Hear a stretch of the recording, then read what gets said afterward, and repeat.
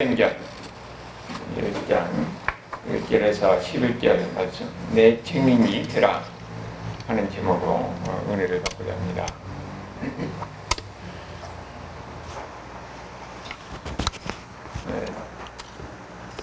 우리나라가 1885년 정도 되면은 그때 서양의 여러 가지 선교사들 들어오고 또 여러 가지 외부적인 또 압박이 있고 그래가지고 굉장히 나라가 좀 어려울 때예요. 혼란스러울 때.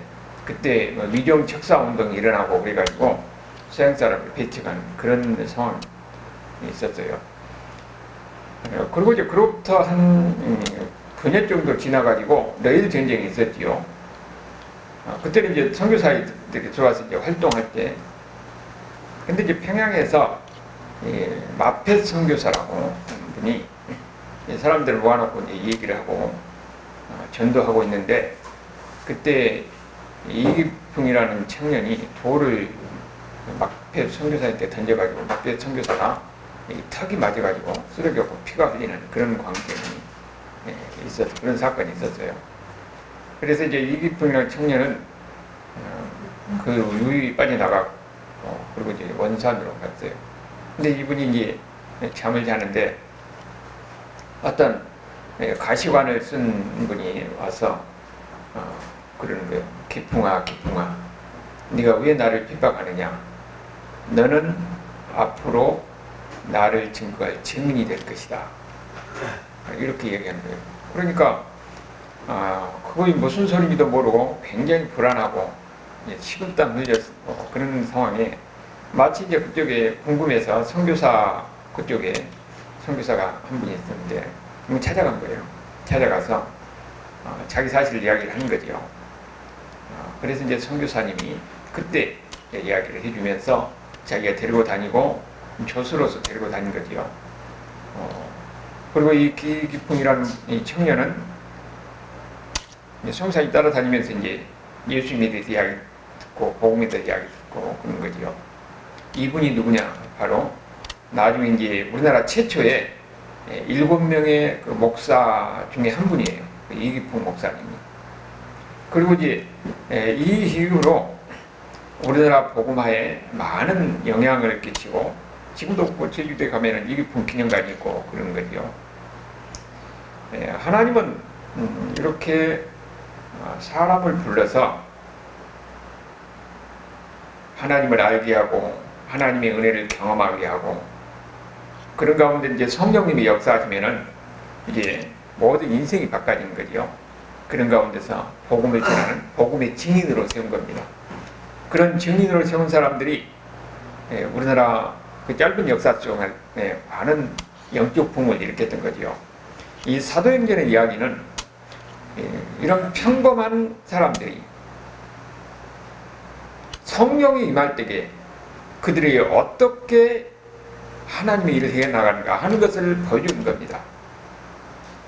사도행전의 이야기는 여기 있는 제자들만 이야기가 아니라 성령이 임하면 배운 것도 없고 별별별한 사람도 하나님의 은혜에 사로잡혀서 그들도 담대하고 용기 있게 복음을 전하고 그것뿐만 아니라 복음을 전할 때에 거기에 성령님의 역사, 병든 자가 치료받은 이런 역사도 일어나고 사람들이 변화된 역사 일어나고 설교도 안 배웠던 사람이 한때 엄청난 이런 설교를 하는 그런 사건을 우리에게 보여주고 있는 이 사건이에요.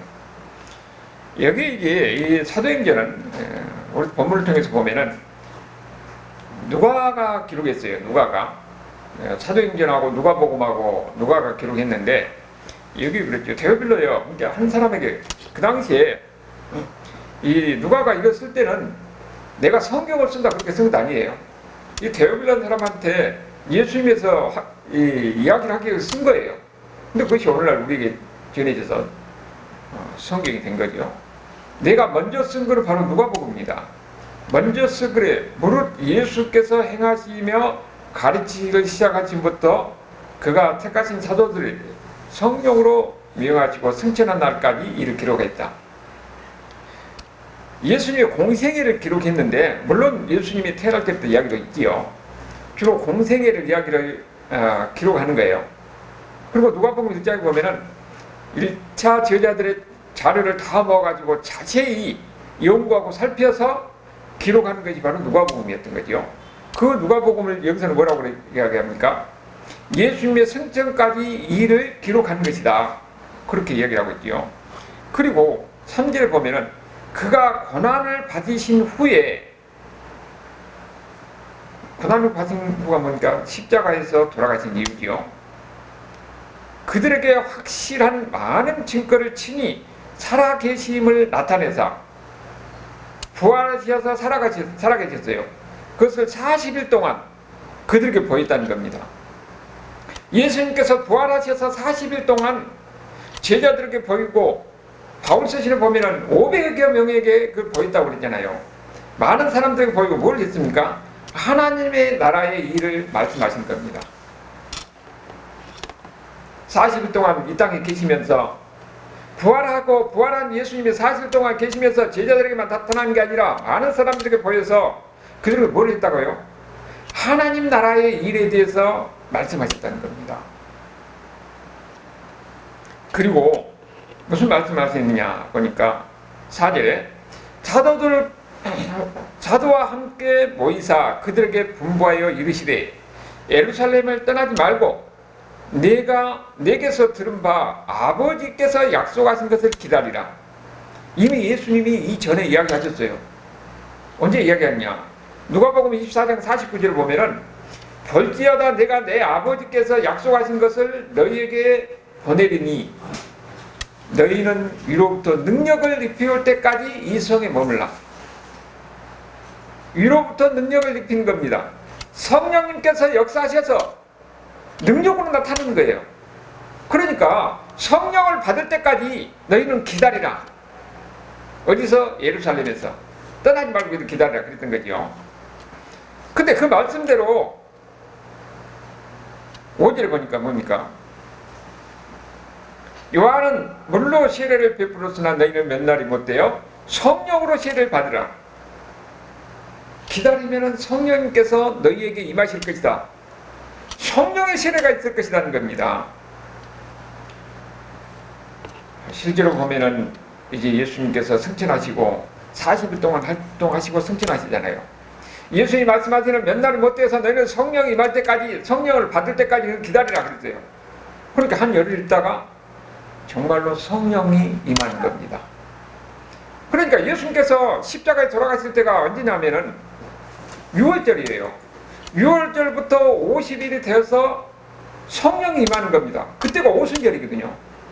오순절을 할 성령이 임하는 겁니다. 제자들에게 성령이 임하는 거예요. 제자들이 성령이 임하고 성령을 받고 나서부터 그때는 이제는 본격적으로 예수님을 증거하기 시작하는 겁니다. 오늘도 마찬가지로 예수님에 대해서 이야기하려면 우리 지혜나 우리 지식으로 우리 힘으로 다는 것이 아니라 오늘 예수님께서 말씀하신 대로 성령님이 우리에게 임하심으로 인해서 성령님의 능력으로 우리가 말씀을 전하고 우리가 전할 때에 성령님이 역사하십니다. 사람을 변화시키고 또 우리가 말할 때도 우리가 무슨 말을 할지는 몰라도 성령님께서 역사하시면은 지혜를 주시고 능력을 주셔서 하나님 나라를 증거할 때에 여러 가지 기적이 나타나고 표적이 나타나기도 하고 귀신이 떠나가기도 하고 이런 역사가 있다는 거예요.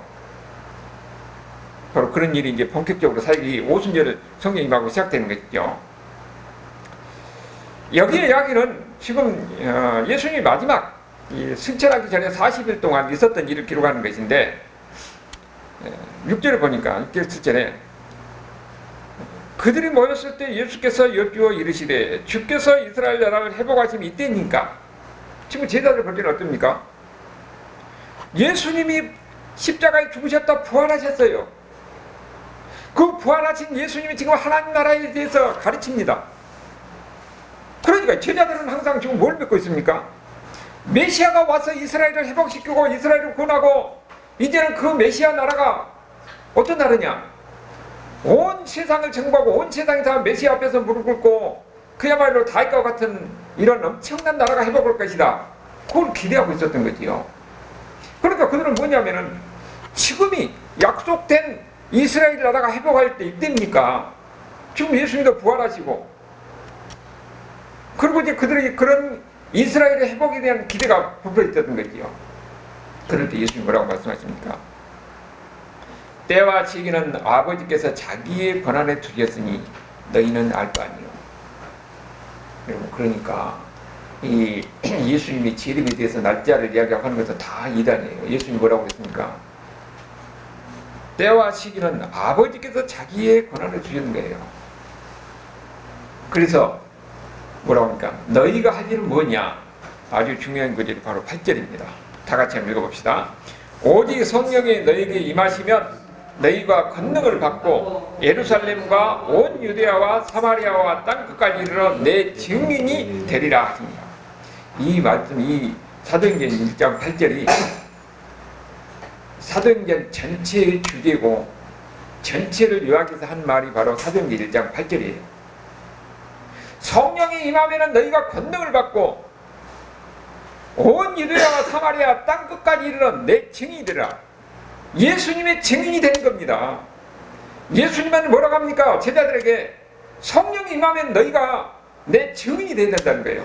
예수님을 증거하는 증인이 되어야 된다는 겁니다. 그러니까 우리 힘으로 예수님의 증인이 되는 게 아니라 성령의 능력으로, 성령님께서 준 지혜, 성령님께서 능력, 성령님께서 주는 이런 권한 이런 것을 가지고 성령님을 의지하고 성령님을 힘입어서 예수님을 증거하는 겁니다. 그렇게 하는 거예요. 그럴 때에 사람이 변화되고 능력이 나타나고 지혜가 있게 되고 그런 가운데서 하나님 나라가 확장되는 거잖아요. 이제 제자들은 그렇게 했던 거예요. 그래서 성경에서 여기 사도행전에서 보면은 증인이란 말이 39번 나옵니다. 핵심은 뭡니까? 예수님이 증인이 되는 거예요. 우리도 예수님이 증인이 되어서 부름하는 겁니다. 오늘 이야기를 통해서 예수님이 증인이 되는 것이 무엇인가 하는 것을 우리에게 가르쳐 주는 거죠. 계속적으로 지금 증인이라는 이야기를 많이 하는데 사도행전 2장 32절에도 베드로가 이야기하는 거예요. 이 예수를 하나님의 살리신지라 우리가 다 이 일의 증이다. 예수님이 십자가에 죽으시고 부활하신 것을 우리가 봤다는 거예요. 그리고 이 일을 증거하는 증인이라는 겁니다.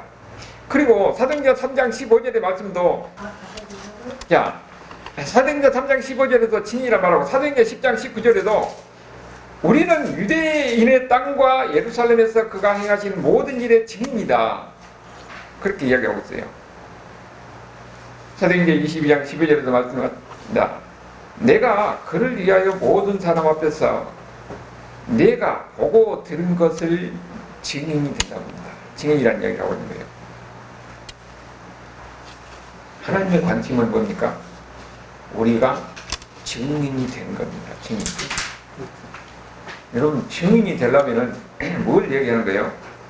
예수님이 죽으셨다가 다시 살아나신 거예요. 그러니까 이게 복음의 핵심이죠. 그러면 증인은 예수님에 대해서 증거를 해야 돼요. 그래서 우리가 지금 계속적으로 가르치는 거 뭡니까? 예수님이 이 땅에서 가르치는 것이 예수님이 하시는 일이든 예수님이 이 땅에 어째서 복음의 씨앗을 뿌린 거예요. 그러면 제자들이 그 예수님에 대한 이야기를 전하는 가운데서 열매를 맺는 과정이 사도행전의 이야기입니다. 그래서 우리가 제일 중요한 것은 뭐냐면 복음이 뭔가를 알아야 되는 거예요. 복음이 뭔지나 하는 것은 예수님이 누구냐 하는 겁니다. 예수님은 하나님이 인간의 육신을 입고 이 땅에 오신 거예요. 완전한 하나님이면서 완전한 인간이다. 하나님이 인간의 육신을 입고 이 땅에 오셨어요. 무엇을 위해서 오셨느냐? 우리의 죄를 짊어지고 십자가에서 죽기 위해서 오신 겁니다. 그래서 예수님께서 우리의 죄를 짊어지고 사람들에게 모욕을 당하고 온갖 순환을 당하면서 십자가에서 죽음을 향해서 갔던 거지요. 우리의 그 죽음이 우리의 죄를 짊어지고 가는 겁니다. 우리의 대신 죽으신 거예요. 그리고 부활하셨어요. 살아나셨어요. 예수님은 완전한 하나님과 완전한 인간인데 그분이 하시는 뭐냐? 우리를 위해서 죽으시고 우리를 위해서 다시 부활하셨다는 겁니다. 이 예수님에 대해서 우리가 증거하는 겁니다. 예수님이 누구냐 하는 것을 사람들에게 증거하는 것이요. 우리가 이 제자들도 그 이 일을 위해서 하나님의 불을 받았고 우리도 마찬가지입니다. 아까 이 목사님도 하나님이 이 예수님의 죽으심과 부활을, 예수님이 누군가 하는 것을 증거하도록 너는 앞으로 나의 증인이 될 것이다. 그렇게 이야기하는 거죠. 여러분, 특별한 사람만이 아니라 우리 모두가 다 예수님 앞에서 부름받아서 예수님이 누군지를 알고 예수님이 나를 위해서 십자가에 죽으셨다. 그리고 나를 위해서 다시 부활하셨다는 것을 우리가 증거하는 겁니다. 우리 모두가 다 예수님이 증인이 되어야 된다는 거예요. 증인이 되려면 먼저 그러니까 어떻게 됩니까? 믿어야 돼요. 먼저. 그것이 나한테 믿어져야 됩니다. 내가 예수님이 나를 위해서 죽으시고 그분이 내 죄를 용서하시고 이로 인해서 내가 용서를 받았고, 그리고 이제는 내가 아니라 예수님을 믿어서 새 사람이 되었다. 이것이 마음에 믿어지면요, 사람이 인생이 바꿔지는 겁니다. 그렇게 그야말로 서양인들을 박해했던 이기프 목사가 배척하고 그랬던 분이 예수님 만나고 나니까 이제는 뭡니까? 완전히 그 예수님을 증거하는 사람이 되잖아요. 그러니까 우리가 믿으면은 우리 삶이 변화가 돼야 돼요. 믿음이 우리의 삶 속에서 나타나야 합니다. 저 사람이 예수 믿는 사람은 무엇을 통해서 증거합니까? 아, 예수를 믿으니까 변화됐는데 이 사람을 보니까 예수님이 진짜 살아계시구나 하는 것을 그 삶을 통해서 보여주는 거예요. 그런 가운데서 그 삶을 통해서 예수님을 증거하는 겁니다. 예수님은 우리에게 뭐라고 말씀하셨어요? 명령하는 길을 증인의 삶을 살라는 겁니다. 예수님을 증거하는 증인. 그래서 사도행전 이야기는 바로 예수님의 증인을 산 사람들의 이야기예요. 근데 여기를 보면은 우리가 증인으로 산다는 것이 자기 삶을 통해서 예수님을 증거하잖아요. 그런데 여기에는 예수님의 사랑과 예수님이 나를 위해서 십자가에서 죽으시고 이로 인해서 내가 용서를 받았다, 그런 하나님의 은혜가 내 심령에 느껴지고 감격이 있으면요, 그 다음에 어떻습니까? 열정으로서 나타나게 되어 있어요. 모든 하나님의 사람들을 보면은 하나님의 은혜를 입어서 나 같은 사람을 예수님이 살리셨다는 거예요. 나 같은 그 많은 사람 중에서 나를 아시고 나를 택하시고 하나님을 알게 하시고, 그리고 그분이 나를 위해서 십자가에 죽으심으로써 내가 지금 용서를 받아서 나는 하나님으로부터 의로운 사람이다, 구원받은 사람이다, 천국 갈 사람이라고 이 확신이 들고 이 느낌이 들면은 내가 이것을 전하지 않고는 견딜 수 없는 마음이 생기게 되는 겁니다. 그래서 여기에서 많은 사람들이 부름을 받아서 이 복음을 위해서 자기 일생을 바치잖아요. 이 예수를 믿어야 우리가 멸망이 아니라 천국 간다는 이런 확신이 있기 때문에 그들은 죽음을 무릅쓰고 어디에든지 가서 이 복음을 전하는 겁니다. 이 열정의 이 하나님의 증인들은 무엇인가 이런 열정이 있어야 돼요. 우리가 세상에서 일할 때도 마찬가지입니다. 무엇인가 열정이 있는 사람들이 세상을 바꾸잖아요. 하나님도 그런 복음을 위해서 열정을 가진 사람들을 하나님은 원하신 겁니다. 그런데 그 열정이 어떻게 생기느냐? 하나님에 대한 확신, 나를 사랑하시고 나를 택하신 하나님에 대한 이런 나를 사랑하신 하나님에 대한 확신이 있어야 돼요. 그리고 성령께서 역사하시면은 이 성령님의 능력을 입어서 이제 어떻습니까? 담대하게 지날 수가 있는 겁니다. 그래서 하나님은 작은 것부터 하나님을 경험하게 해요. 하나님을 경험하고 하나님이 나를 사랑하시는 게 확신이 들고 하나님이 나를 부르심에 대한 확신이 들면은 그 다음에는 세상이 무서울 것이 없습니다. 두려움이 없어요. 그래서 부름에 대한 소명이 있는 사람들은 열정을 가지고 자기의 모든 것을 바쳐서 복음을 증거하고 하나님 나라 일하고 예수님에 대해서 이야기를 하는 거죠. 여러분은 마찬가지입니다. 우리 가정에서도 예수를 믿어야 천국 간다 하는 것을 하고 예수를 못 오면은 이 지옥의 멸망으로 간다는 것도 확신이 들면은 사랑하는 사람들에게 전도하지 않고는 견딜 수가 없습니다. 그래서 어떻게든 설득해서라도 그를 교회 나오게 하려고 하잖아요. 하나님의 은혜, 성령께서 역사하시면은 우리는 어떻게 할지도 모르면 성령께서 우리에게 지혜를 주셔서 우리 특별한 의식한 것도 아닌데 우리의 말 한마디가 사람의 인생을 바꾸기도 하고, 그건 성령께서 하시는 것이에요. 그건 우리를 하나님이 사용하는 겁니다. 하나님은 이렇게 복음을 위해서 열정 있는 사람들을 하나님이 찾고 계신 거예요. 여기 보면은 제자들도 원래는 어떤 사람들이 있어요? 어부들 있잖아요. 어부들. 그들은 무슨 지도자가 돼본 사람이 아니에요. 오직 그는 예수님을 따라다니면서 예수님에 대해서 예수님이 하는 것을 보고 예수님과 함께 하는 것을 경험하고 예수님의 기적을 받고 그것도 예수님의 가르침을 들었던 거죠. 그런데 우리가 지식적으로 듣고 배우고 한다고 해서 이것을 어떻게 그 사람이 그 사람이니까 앞에 나가서 가르치고 어떻게 더 용기 있게 사람들을 앞에 예수님에 대해서 증거하고 그럴 뭐가 아니었잖아요.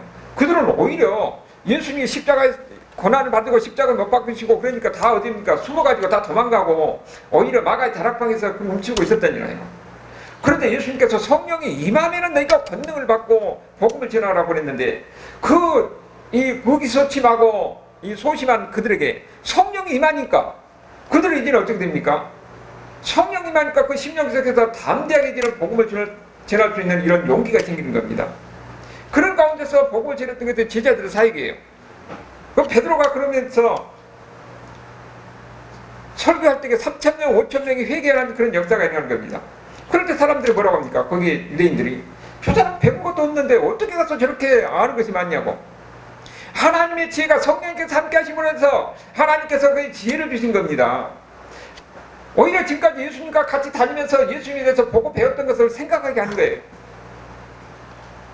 그래서 그 예수님에 대해서 당당하게 전할 수 있고 담대하게 전할 수 있는 겁니다. 그런 가운데서 그 열정은 그럼 어디까지 갔습니까? 오히려 그 로마에 가서 자기가 는 십자가에서 매달려서 죽은 그 순간까지 자기가 경험하고 자기가 만났던 예수님에서 당당히 전한 겁니다. 그리고 예수님이 말씀하신 대로 예수를 믿어야 우리 천국 갈 수 있고 예수를 믿어야 우리 모두에게 희망이 있다 하는 것을 그들에게 전하는 겁니다. 베드로뿐만 아니라 스데반은 어떻게 됐습니까? 돌에 맞아 죽는 순간까지 예수님에 대해서 증거했어요. 그리고 마지막 순간에 보니까 성령이 충만해갖고 그 얼굴이 그야말로 광채가 났다고 그랬습니다. 우리가 예수님의 은혜를 입으면은 우리가 배웠던 것에 대해서 우리가 무엇을 말을 할지도 몰라도 성령께서 우리에게 지혜를 주시고 생각나게 해서 하나님 말씀을 전하게 하는 겁니다. 우리가 지금 예수님의 제자뿐만 아니라 우리들도 내가 성령님의 은혜를 입어서 하나님의 은혜 나를 사랑하시는 그 예수님의 은혜가 감격이 되고 사랑이 느껴지면은 나도 이걸 견딜 수 없는 마음이 있는 거예요. 그리고 내가 이를 위해서 헌신하고 순종하겠다는 마음으로 예수님에 대해서 이야기하고 예수님의 사랑 천국에 대해서 이야기할 때에 하나님은 나를 통해서 우리는 한마디 했는데 그것이 그 인생을 바꿀 수가 있는 겁니다. 사람을 바꾸고 환경을 바꾸고 상황을 바꿀 수가 있는 거예요. 그러면 저와 여러분도 주어진 환경과 여건 속에서 어떻게든지 내가 주님께 순종하고 주님에게 헌신하게 되는 마음속에 있을 때 하나님이 사용하는 거예요. 그러면 한 사람의 인생을 바꾸고 그 사람을 통해서 한 가정을 바꾸고 세상을 바꿀 수 있는 이런 역사가 일어나는 겁니다.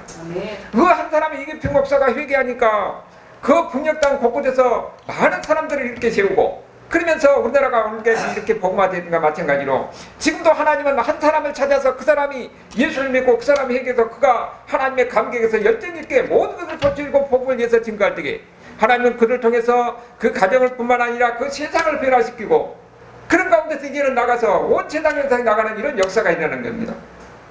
한 사람은 하나님의 은혜 안에서 열정 있는 사람을 하나님께서는 지금도 찾고 계신다는 것을 여러분 믿으시길 바랍니다.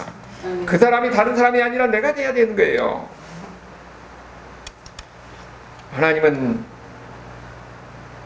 이렇게 열정 있는 사람을 통해서 하나님 일을 해나가는데 하나님의 관심은 우리가 이 세상에 살면서 예수 믿고 구원을 받아 천국 백성이 되는 것이죠.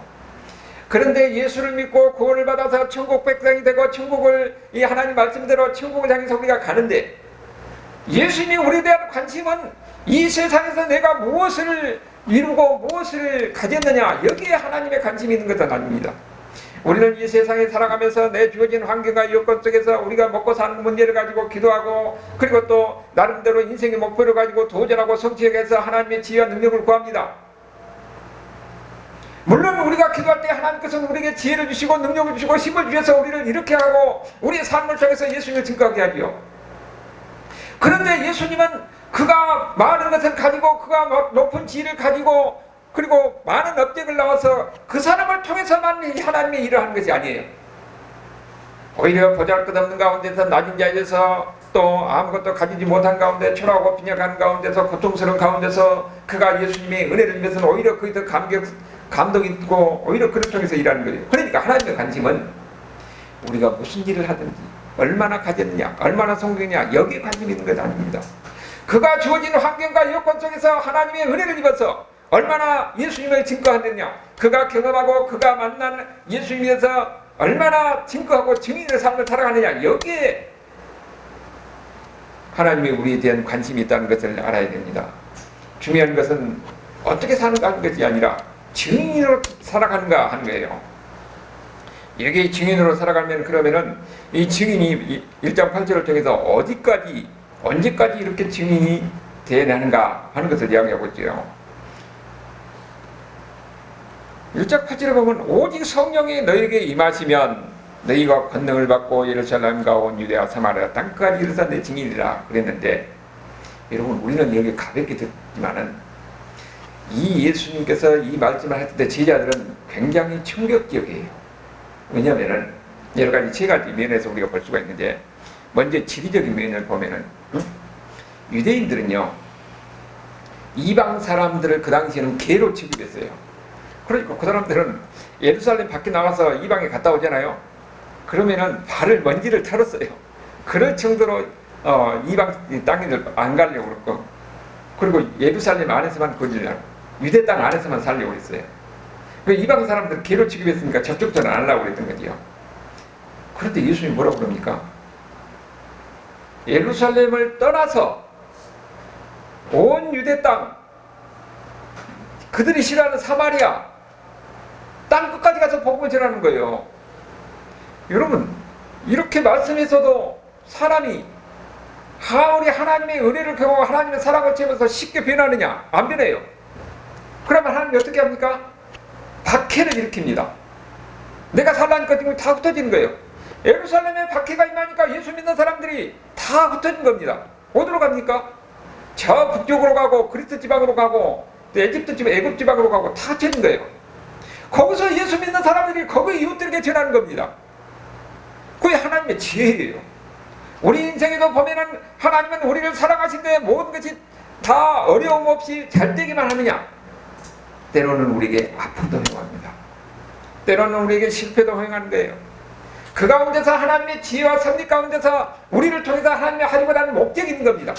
그래서 우리 예수 믿는 사람들은 어떤 관점을 가졌느냐? 내 인생의 주인은 하나님이시에요. 나를 가장 좋은 길로, 가장 복된 길로 인도하는 것을 믿는 겁니다. 내가 얼마나 예수님 안에서 교제를 하고 예수님의 은혜를 경험하고 예수님을 그야말로 아니면 예수님 아니면 나는 못 산다, 나는 멸망한다, 이런 확신이 있을 때는 그 사람이 어디에 갔든지 나를 사랑하시고 내가 은혜 받고 내 인생에 주신 예수님을 지금까지 안 할 수가 없는 겁니다. 유대인들이, 크리스찬들이 흩어져서 그들이 어떤 이방 땅에 들어가서 그들에게 복음을 전하는 거예요. 그래서 지금 복음화가 이루어진 겁니다. 그게 하나님의 지혜입니다. 우리도 우리의 이런 좋은 환경만이 아니라 힘들고 어렵고 때로는 실패를 통해서도 하나님은 지혜로 우리를 역사하셔서 오히려 그 가운데서 예수님을 더 드러나게 하고 예수님을 증거하게 하는 거예요. 그런 가운데서 이제는 복음이 그렇게 자기들이, 그럼 사마리아는 유대인들은 가지도 않는 것이에요. 오히려 그 사람들을 갈 때는 어쩌면 사마리아 땅을 피해서 이 강을 건너서 더 동쪽으로 살아가지고 그 다음에 유대 땅에 갔던 이런 사람들인데 뭐라고 거기 가서 전하라는 거예요. 거기 가서. 그리고 그 시간적으로 보면은 예루살렘과 온 유대와 사마리아 땅 끝까지라고 했으니까 복음이 전해진 데는 시간이 걸린다는 겁니다. 금방 되는 것이 아니에요. 하나님은 그들을 어떻게 했습니까? 박해를 통해서 흩어지게 해서 그들의 삶 속에서 예수님을 증거하겠잖아요. 그 하나님의 지혜가 어떻게 해서 우리나라까지 들어와서 그 2000년의 역사 동안 복음을 오직 온 세상을 향해서 계속 나가게 됐던 겁니다. 한 사람이 예수를 믿어서 그 사람이 한 사람이 예수를 믿어서 변화되기까지는 거기에 증거한 사람이 있는가 하면은 그 사람의 그 심령의 변화가 있고 그리고 또 그가 이 예수님에 대해서 마음에 그 느껴지기까지 시간이 걸리는 겁니다.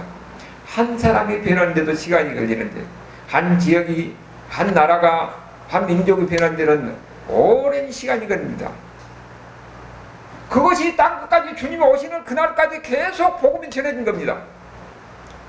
그것이 하나님의 지혜인데 우리는 중요한 것은 내가 믿고 내가 확신하는 예수님에 대해서 자신 있게 전하는 겁니다. 당당하게 전하는 거예요. 그것이 증인의 삶이에요.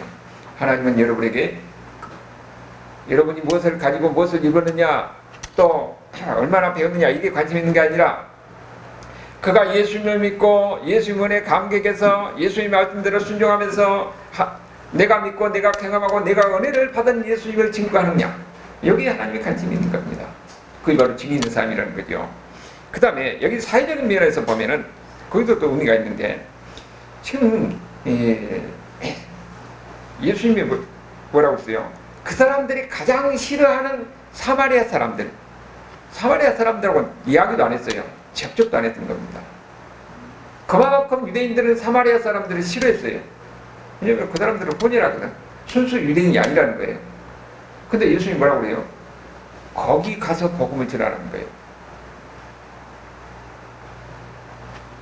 여기는 뭘 얘기하면 상종하지 않을 사람 그들에게도 복음을 전하라는 겁니다. 그러니까 그 당시 유대인들을 가지고 충격적인 이야기를 하는 거죠. 근데 나중에 누가 얘기합니까? 빌립이 거기 가서 복음을 전하잖아요. 그 사도행전 8장 5절을 보면은 빌립이 사마리아 성에 내려가 그리스도를 백성에게 전파했다. 빌립이 거기 아무도 가지 않는 사마리아에 가서 거기서 복음을 전하고 그리고 하나님은 빌립에게 뭐라고 합니까? 거기로 복음을 전하니까 나중에는 광야라고 가라고 그래요. 광야라고 가라고 했더니 광야에도 아무도 없잖아요. 그런데 거기서 누구를 만납니까? 에디오피아의 이 간닥의 국고성을 맡은 니시죠, 니시. 그 왕 가까이 있는 니시에게 만나서 그에게 복음을 전하는 겁니다. 근데 그것이 에디오피아 복음화의 시초가 된 거예요. 하나님은 우리가 생각하는 것하고도 전혀 다른 하나님의 복음을 전하는 데는 지위가 높고 낮고 그 사람이 무엇을 했느냐 그 관계없는 거예요. 우리가 기피하는 사람도 하나님 그들에 가서 복음을 전하러 아까 하는 것이 이 사도행전 1장 8절에 들어있는 거지요. 그렇기 때문에 복음은 우리를 다 일반적으로 보면 나하고 비싼 사람과 만나잖아요. 그런데 하나님은 여기 사도행전 1장 8절을 통해서 뭐를 얘기합니까? 비싼 사람뿐만 아니라 나하고 전혀 다른 사람에게도 복음을 전하라 하는 거예요. 그러니까 참된 복음은 사회적 면을 뛰어넘는 거예요. 그 사람이 신분이 높든지 낮든지 그 사람이 가진 사람인지 못 가진 사람인지 신분의 구별 없는 거예요. 조건 없이 그들에게 복음을 전하는 겁니다. 그것이 오늘날 우리에게도 마찬가지로 우리나라에서 복음을 전할 때 어떻게 됐습니까? 우리나라가 초창기에 복음에 들어왔을 때에 제일 복음을 많이 영접한 데가 백정들이었어요. 백정들. 그 당시에는 양반, 상민, 평민이라고 썼잖아요. 상민들, 상놈들이라고 그랬었지요. 그들에게 복음을 전할 때에 그들이 제일 많이 복음을 받아들이고 그게 바로 성동교회가 그 당시에 초창기 바로 그런 교회였어요. 양반들에게 절 한번 받아보자 해서 그들이 모여든 데가 바로 성동교회예요. 복음은 이렇게 신분의 차별을 두지 않습니다. 복음은 항상 가장 낮은 거, 가장 소외된 것으로 가서 그들에게 복음을 전하는 거, 그들에게 희망을 주는 겁니다. 선교사들이 왔어서 제일 처음에 어디 갔습니까? 학교를 세운 것뿐만 아니라 나병한 자들 그들에게 들어갔어요.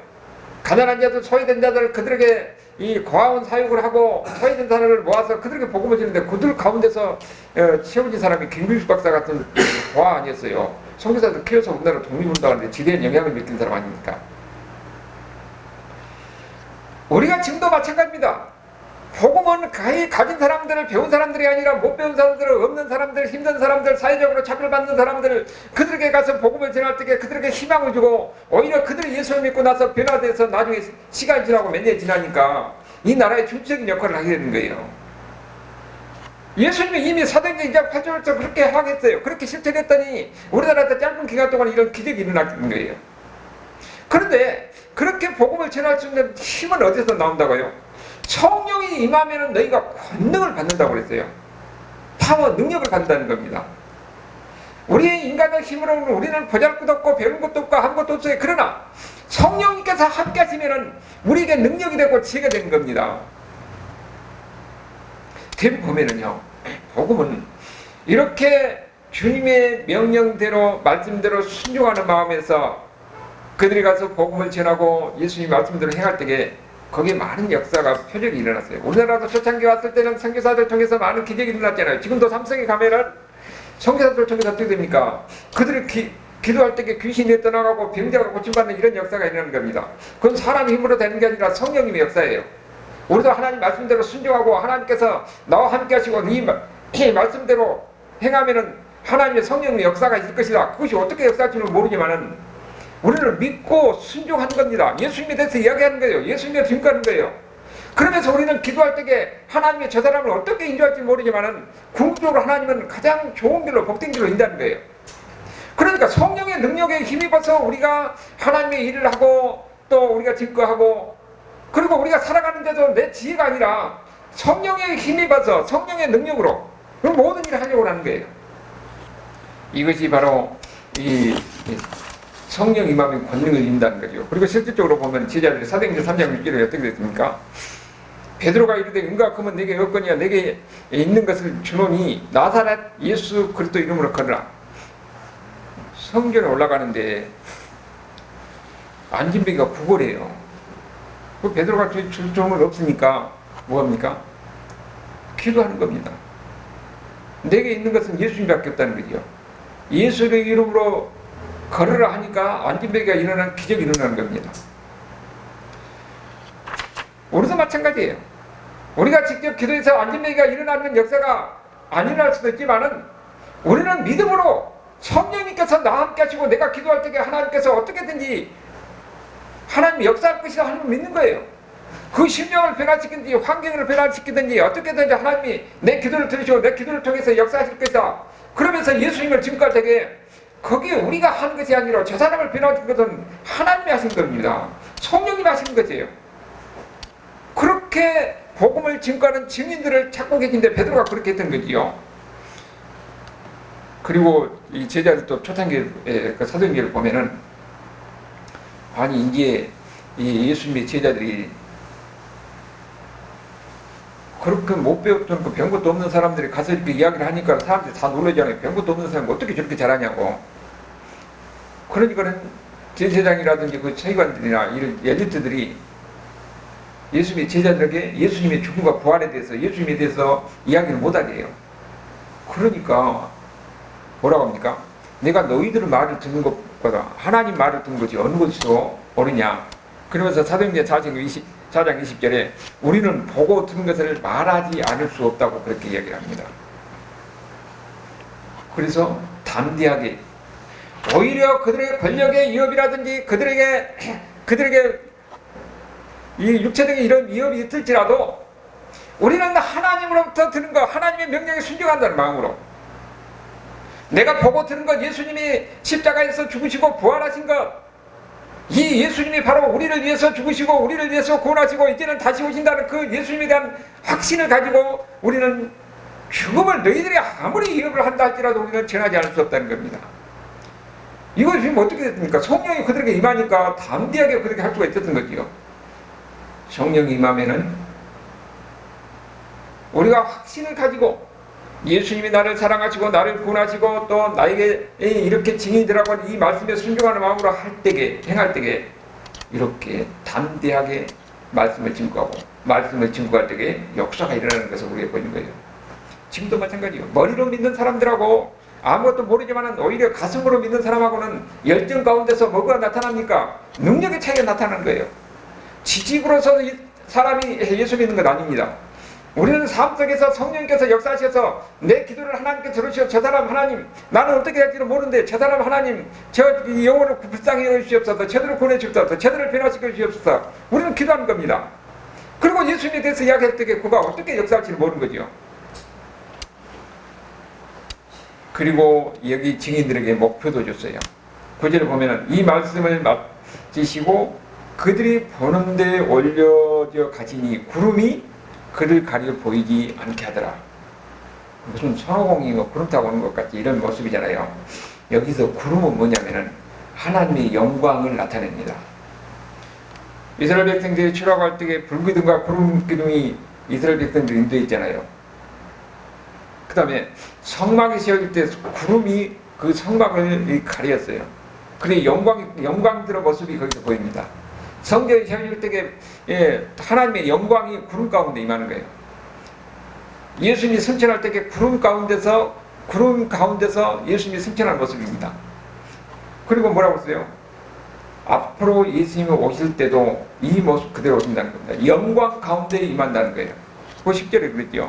올라가실 그때 제자들이 자신이 하늘을 쳐다보고 있는데 흰옷 입은 두 사람 천사니요 그들 곁에 서서 이르되 갈릴리 사람들아 어찌하여 서서 하늘을 쳐다보느냐.